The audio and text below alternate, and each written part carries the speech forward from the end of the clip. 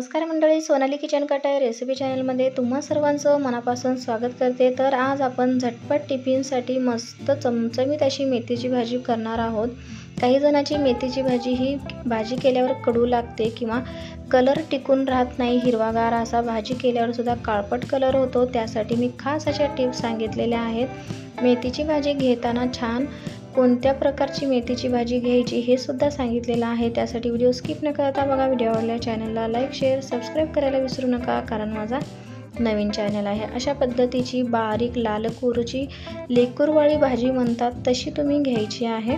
घेताना सुद्धा चांगलं आपल्याला लाल कोर बघून घ्यायचं आहे आणि छान प्रकारे हे एकदम बारीक निवडून घ्यायची आहे आणि या भाजीला अजिबात कापायचं नाही।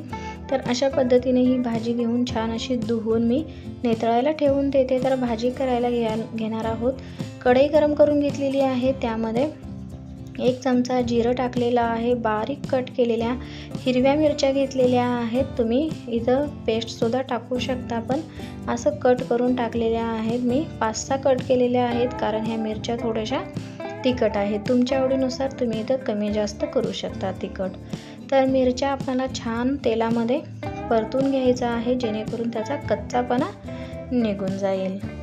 तर 2 मिनिटं मी ज्या मिरच्या मिक्स करून घेतलेल्या होत्या त्या छान अशा परतून घेतलेल्या आहेत आणि त्यामध्ये जाडसर वाटलेला लसूण टाकलेला आहे। लसूण थोडा जास्त टाकायचा, त्यामुळे मेथीच्या भाजीला छान टेस्ट येते। हळद टाकून 2 मिनिटं मिक्स करून आपण धुवलेली जी मेथी आहे, पाणी नितळायला ठेवलेलं होतं ते टाकून मिक्स करून घ्यायचं आहे।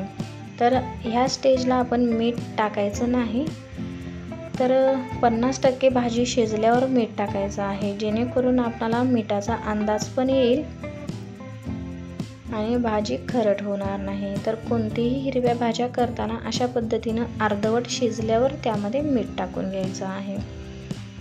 तर 2 मिनिटं आता तेलावर असंच मी परतून घेते आणि ह्यामध्ये चवीनुसार मीठ टाकून घ्यायचं आहे।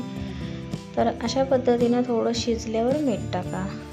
तर 2-3 मिनिटं जे मेथीला पाणी होतं ते आपल्याला पाणी छान असं या भाजीमध्ये मिक्स करून शिजून घ्यायचं आहे। यामध्ये पाणी न टाकता मी आज मस्त भाजी करून दाखवणार आहे। तर 50% भाजी शिजलेली आहे। यामध्ये अशा पद्धतीनं जाडसर भाजलेल्या शेंगदाण्याचा कूट टाकलेला आहे। तुम्ही ह्या स्टेजला डाळसुद्धा टाकू शकता, डाळ टाकून सुद्धा करू शकता, ती पण भाजी छान तयार होते। भिजवलेली डाळ टाकायची, त्यामुळे शिजायला वेळ लागत नाही। तर अशा पद्धतीनं बघा छान असं मिक्स करून घेतलेली आहे। तर मस्त शिजून घेतलेली आहे भाजी। यामध्ये मी जेव्हा भाजी मिक्स करत होते त्यावेळेस अर्धा चमचा साखर टाकून घेतलेली होती, तो व्हिडिओ माझ्याकडून स्किप झालेला आहे। त्यासाठी भाजी जेव्हा मिक्स करता तुम्ही तेव्हा ह्यामध्ये अर्धा चमचा किंवा थोडंसं कमी साखर टाकून घ्यायची, त्यामुळे जो असा हिरवागार कलर असतो भाजीला तो टिकून राहतो।